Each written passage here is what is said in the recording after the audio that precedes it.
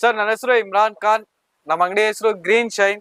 Chop cutter ಬಗ್ಗೆ ಮಾಹಿತಿ ಕೊಡಕ್ಕೆ ನಾನು ಇಷ್ಟಪಡ್ತಾ ಇದ್ದೀನಿ. ಈಗ ನೋಡಿ, ಹೈ ಸ್ಪೀಡ್ ಆಗ್ಬಹುದು, ಕಟ್ಟಿಂಗ್ ಸೈಜ್ ಆಗಿರ್ಬೋದು.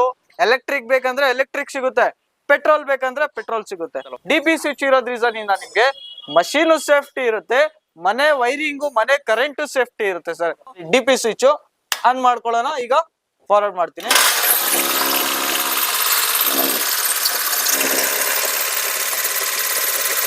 ಇದ ರಿವರ್ಸ್ ಇಂದು ಏನ್ ಬೆನಿಫಿಟ್ ಅಂತ ಹೇಳ್ಬಿಟ್ಟು ತೋರಿಸ್ಕೊಡ್ತೀನಿ ನೋಡಿ. ಫಾರ್ವರ್ಡ್ ಅಲ್ಲಿ ಆನ್ ಮಾಡಿದ್ದೀನಿ